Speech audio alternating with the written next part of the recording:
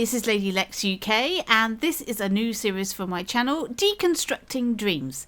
In this series, I plan to take various objects, games, characters, that sort of thing, and deconstruct them, take them apart to see how they were made, and hopefully get some hints and tips that will help you do better sculpting and game making. So today we're going to be looking at the crossbow made by the architect, which is John Beach of Media Molecule. He made this in a small friendly competition, and it is a fantastic realistic looking crossbow, and there's lots of interesting parts to this that hopefully will give you some ideas for your own sculpting. So let's go into Remix and have a look at it.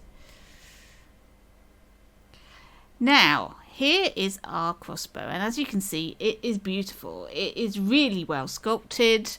You've got the wood of the stock, you've got metal pieces here. There's some really nice carving. If I zoom in there, look, there we go, carving on the top. We've got this rope here that looks really real, fantastic looking rope, and also the effects of the paintwork on this metal really looks like a real metal thing, where there's rust and cut marks and wearing where the rope has rubbed on it and all sorts of things. So a lot of thought has gone into this crossbow to make it look as realistic as possible, and it's been made in lots of little tiny bits. So now, one thing we know about John Beach is he likes to make things on a grid, and this is not an exception. Let's pop the grid on and we'll see immediately how this sits on the grid in a perfect alignment. There we go, it's completely on this grid. And he's also used the mirror tool. So if we scope into that and turn the mirror tool on,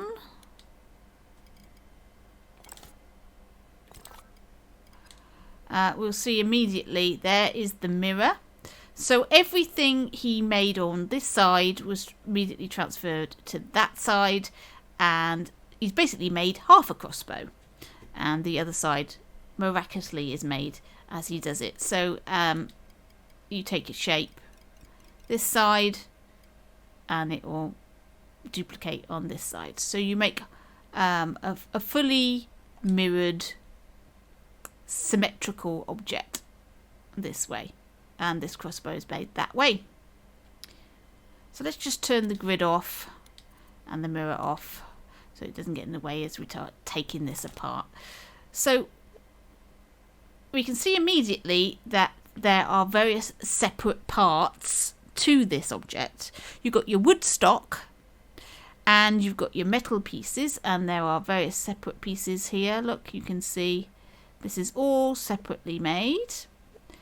These are separate sculptures. So when you're making your sculpture, choose Start New Sculpture to make separate pieces. If you don't do that and you make it all as one piece, then you don't have the versatility then to move things around easily. I can cut this piece, for example, separately, do all the cuts and everything, scope out of it and then move it, and all those cut marks, all those cuts will go with it.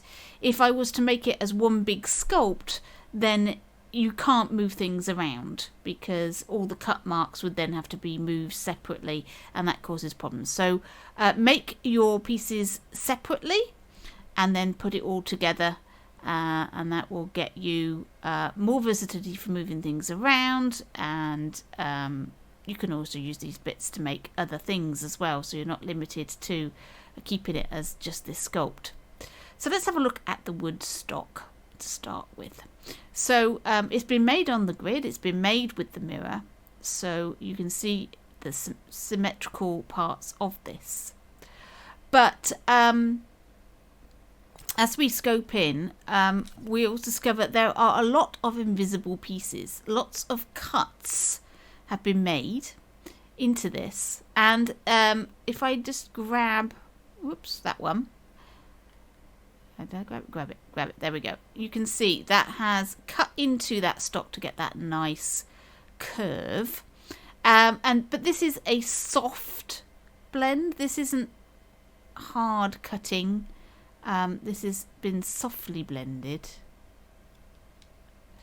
For the metal, I think that a lot more hard blends have been used to cut, but this looks quite smooth to me. It's a smooth cut. And you'll notice as I am cutting into this, I'm maintaining this grain in the wood.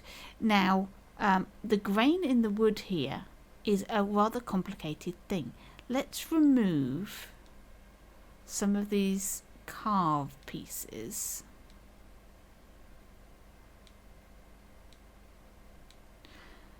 And we'll soon start to see something rather strange. And you can see now that that is made up of lots and lots and lots of different pieces. Look at that. This is how the lamination has been done. It's literally been laminated. So using the clone tool, each layer of this wood piece has been added in separately. So this hasn't been carved in afterwards, which is what a lot of people do. There we are. When they make something made of wood, they carve into it afterwards to put in the grain. This hasn't been done that way. This has actually been made like you would a real piece of wood. It's been made with lamination. So John has layered this all up, which is much easier to do with the DS4 than with a move controller than it is with a DS4. But that's what he's done. So he's layered this all up. There we go, like this. He's used some cylinders with holes in to get that on the top there. So that's been cloned. You've got a cylinder in the middle, and then you've got a cylinder with a hole in, and that's been cloned, getting larger and larger and larger. He's put those in various different places, and then you've got these long this has been done, I think, with flat pieces like this on smear mode. So I think, yeah, it's not just on sweep. So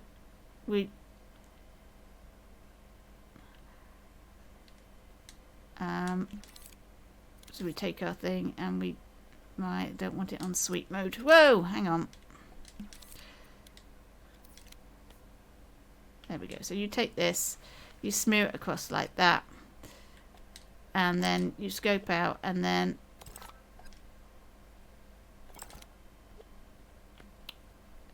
I've made it as part of the thing, but you would then clone it like this, and that gives you your lamination. Sorry, I've accidentally grouped it with that, but there you go. You can see that's how you would do it. And then you get this laminated effect, and you got it in different parts. You got it sweeping in different directions. That creates the look of wood, so where the branches have come out and things. It's a very complicated way of making a wood effect, I will say. But it's incredibly effective, and when you start cutting into this to get down to the wood shape, you'll see the advantages, because every single cut you make will enhance with the grain effect. There we go, without you having to keep cutting into it. So there we are.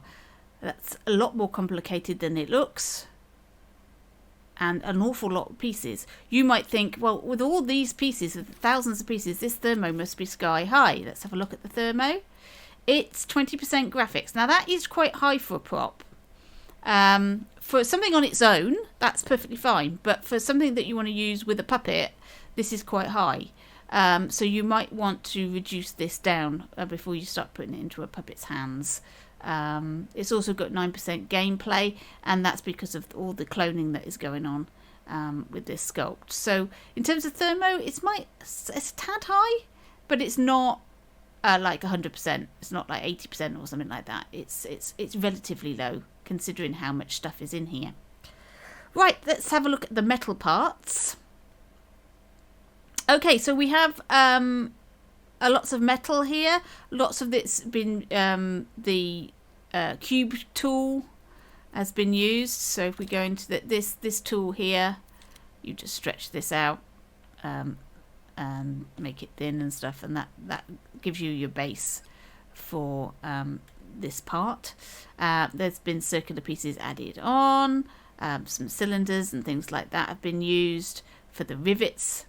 So when you're making things that are like buttons, don't make the mistake of using the sphere. Use the cylinder and then just reduce it down, and that gives you a really nice shape.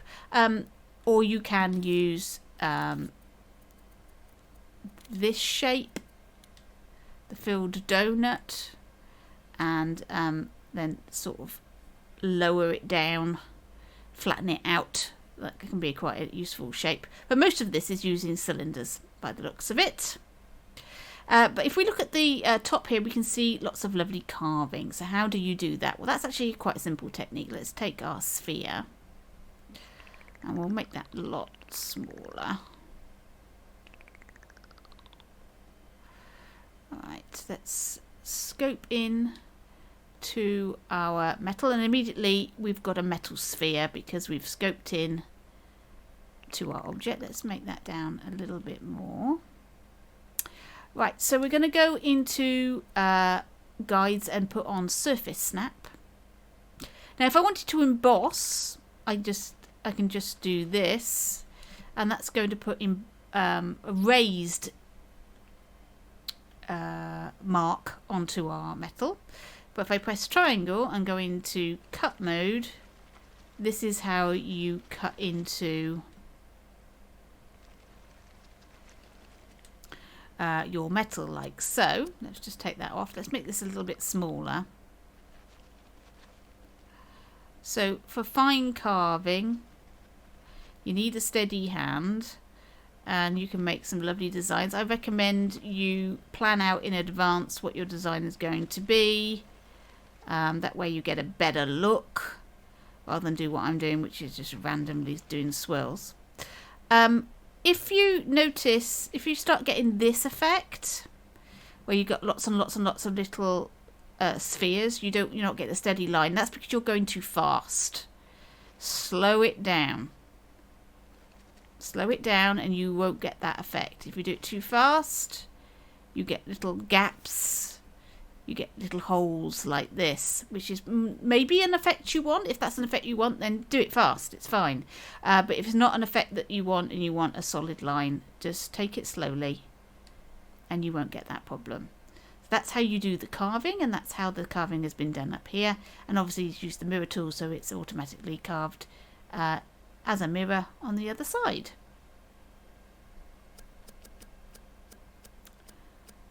So there we go, and this has all been spray painted.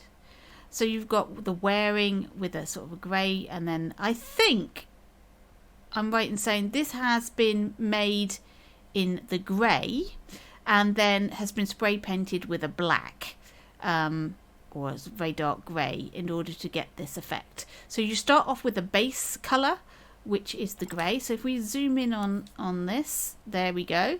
It's using basically white, and then it's been spray painted to give that black. It's not a good idea to use black as a colour for your metallic effects from the get-go, because it doesn't actually pick up the nuances of shininess and metallicness as well as the lighter colours. So go with a light colour and then spray paint your additional parts on, and you'll get a really interesting effect. So let's try that. So let's take we're going to take, I like to use the slightly off white, the grey colour. There's our shiny metal. I'm just going to use that. So I'm going to block that down. Like so. Then I'm going to take the spray paint. I'm going to use the off black, and I'm going to do that. So there you can see immediately that's what's been done here. I may made that a bit big, but there we go. You see the effect immediately. So you've got that speckled look. If I just take that black away, if we reduce the opacity down, you have even more control. The lower the opacity, the better for spray paint, in my opinion. There we go, and we can really darken up one of the edges, and you see immediately you lose that shininess, that metallicness when it's very, very dark black. So you really want to be very subtle with this, and then you get that really great dark metallic look to your piece. The more varied that you can get the colours, the better, the more realistic a thing will look. So let's just take that away. Right, so that's the metal pieces. And we're now going on to the rope. Now the rope is a really interesting thing. So let's zoom in on that rope. Let's take a piece of rope away. There we go. And if we take this apart, you'll see it's made out of these pieces. And if I was to clone this piece and do this, you see that's how you make a piece of rope. There we go. So I've made a new piece of rope.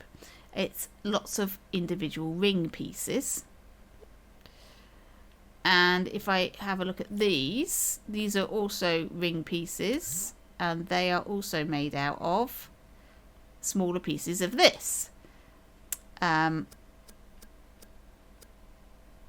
what is this made of? If we go into it, scope into it, you'll see, if I just pull them apart, they've been painted, so they weren't made originally in brown. They were made with the clay and then painted afterwards, which is why when I separate them out, you can see. So you can see there are 4.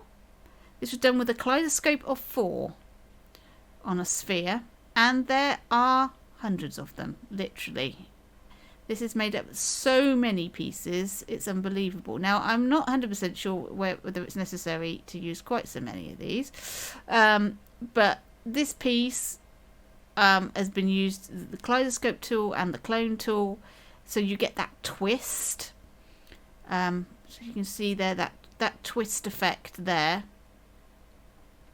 Hundreds and hundreds and hundreds of them. It's quite extraordinary. Some of them are slightly bigger than others. But there you go. Let's see. Here you go. There we are. So that rope is made up of all of those pieces, which is absolutely amazing. And then there's hundreds of them again, as they're cloned to make the length. And then these have been used in rounds and just to finish off the ends and create that loop. It's extraordinary. So, whoops. If I just scope into one of these, like this, if I clone it like this, and now what I'm going to do is I'm going to hold the L2 button down, and I'm going to move the R,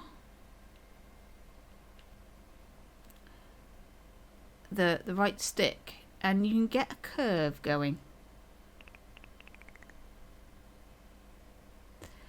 There we go. So you can get a lovely curvy shape, and I think this is pretty much what has been done here to get a nice curvy shape. And then we'll copy that, and you can make really nice rope things. So once you make your basic thing, you can make lots of it, and it's not adding to the graphics because you're cloning an object that already exists, has already taken its thermo. So once you've made your single rope piece, you can use it as many times as you like, over and over and over again. Create rope all over the place, and it's not really going to add much to your graphics thermo. But be careful though with cloning, because it can add to the gameplay thermo, which I think is why this gameplay thermo is at 9%, because of some cloning going on. And you can see how complex it can all get with little bits of rope here and there and moving it around. These are all separate pieces, so that is separate from this, which is separate from this. And you can see this is the same piece. There we are. It's identical. And this is also the same piece. So you can reuse pieces once you've made it, layer them all up, and make up your pieces of rope. There we are. This is very interesting. There's lots of things. So I recommend have a go yourself. Take this apart. Go and have a good look at it. See how it's been done. What has been done to make these shapes. All of these cutouts here, for example, just to make this wibbly thing. How the spray paint has been used. How the cut marks have been made into it. All the rivets, all these shapes, how these things have been done. You've got slight curves going on. These are not just blocks. They have been cut into to make more interesting shapes that aren't just straight-sided, and that all adds to the realism. There is a curve. I'm trying to grab it, but it's proving difficult. There is a curved, flattened cylinder that's used to cut these, so they're not exactly square, and you get that really nice shape. So there we are. I hope that was useful for you. Like I say, take things apart, have a good look, but the big tip I can give you is just practice sculpting. Practice. The more you sculpt, the better you'll be. Try to sculpt things in completely different materials and objects with multiple materials in, and just keep making things, and you will get better, I promise. Right, thank you for watching. I'm going to be doing other deconstructing tutorials like this. If you like this, let me know in the comments. If you don't like it, let me know. If this is not something that you think is useful, then that's fine. Let me know. I don't want to make things that people don't like. Or if you have got some ideas about what you'd like me to deconstruct, it's got to be remixable. It's got to be in the Dreamiverse and available for me to have a look at. So not just props and objects and things like that, but also games and microchips and things. We'll try and vary it up so that we're deconstructing all sorts of things. So let me know, what would you like me to deconstruct next? Let me know in the comments. Thank you for watching, and I'll catch you in your dreams.